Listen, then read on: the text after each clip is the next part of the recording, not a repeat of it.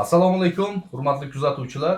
O'rtoqlar, mana sizlar bilan rozi bo'lgan, syomkaga rozi bo'lgan bemorlarimizni ko'rsatib borishda davom etamiz.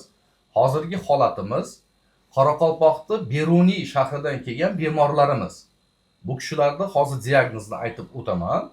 Baxtiyor akamning diagnozi grijalari, ya'ni bel grijasi, uzoq muddat davom etgan bel grijasi va miofascial sindrom. Buni sindromni internetdan o'qib olamiz, nima ekanligini.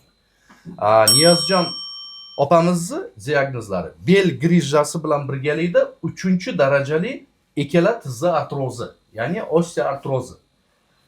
Biz ko'p roliklarda aytganmiz.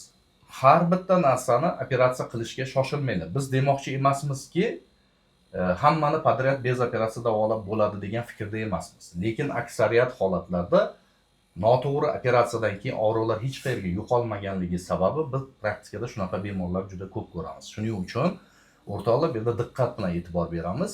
Hamma organizm har xil bo'ladi. Hammaga bir xilda lecheniya bo'lmaydi hech qachon.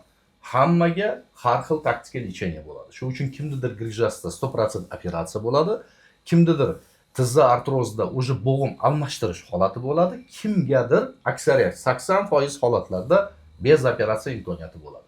Shuning uchun Baxtiyor aka, men gapni cho'zmayman, diagnozlaringizni aytdim. Endi o'zingiz qanaqa etaplardan o'tdingiz, hayotingiz davomida qanday davolandingiz bu grijalarda? Opamiz ham o'zini fikrini bildirsa, oddiy sizga bizga o'xshagan xalq ko'radi bu narsani. Shuning uchun samimiy bor narsani gapiramiz. Marhamat. Assalomu alaykum hurmatli YouTube muxlislari. Mana men Beruniy tumani Sarko'p Ofi fuqarolar yig'inidan mana shu yerga Samarqand shahri Urgutga mana shu Plus medikal klinikasiga keldik. Mana shu yerda eshitdik, Saidovni doktorni YouTube'da eshitib, shu yerda davolash nimalaridan tushunib, keyin bu yoqqa murojaat qilib keldik. Mana dushanbadan boshlandi lecheniyamiz. Men o'zimda grija bir yillar chamasi paydo bo'ldi. O'zimizda Xorazmda Urganchda endoskop orqali operatsiya qilishdi. Lekin effektini sezmadim-da, yaxshi bo'lmadi-da. Keyin og'riq yana bezovta qildi. Keyin bu yoqqa murojaat qilib, YouTube orqali doktorni topib, Operatsiya bo'lganingizga qancha bo'ldi, Baxtiyor aka? 3 oy bo'ldi. 3 oy bo'ldi. Mana o'rtoqlar 3 oydan keyin og'riqlar yana paydo bo'ldi. Shunaqa holat. Yana paydo bo'ldi-da, keyin bu yerda mana keldik, yaxshi hamma turdagi lecheniyalarni olyapmiz. Massaj, to'q, parafin, ukollarlar, hammasi bo'yin tortish, bel o'mirtqalarini tortish ish qilib, hamma kurs lecheniyadan o'tyapmiz. Sharoitlari yaxshi, usloviyasi hammasi yaxshi, ovqatlari ham, betoniyasi ham yaxshi, doktorlar ham yaxshi, hamshiralar hammasi. O'zingizni o'zgarishingizni ayting. O'zgarishim mana rahmat, juda og'riqlar qolib, yaxshi tomonga o'zgardik. Rahmat. Xizmatlaringiz, rahmat xizmatlar uchun. Niyozjon opa, ikki og'iz sizni fikringiz. Assalomu alaykum. Mana Samarqand Burgutda ovuldan shu davolanmaga keldim.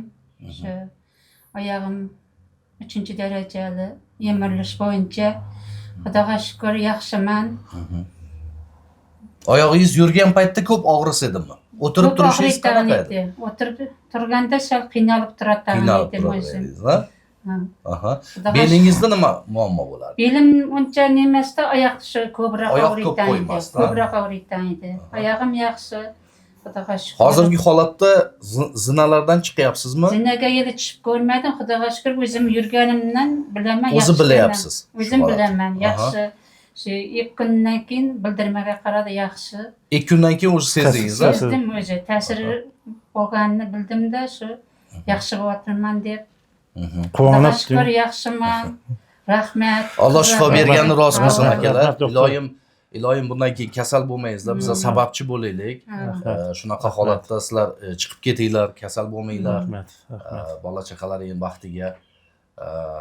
Nima deymiz, o'rtoqlar, mana bu realniy, samimiy, biz insonlarni hech qachon rolikka tayyorlamaymiz. Tabiiy holat, mana kimdir kamroq gapiradi, kimdir ko'proq gapiradi, shuning uchun buni to'g'ri tushunasizlar. O'zlaringizga xulosa qilasizlar. Hech kimga biz yomonlik tilamaymiz.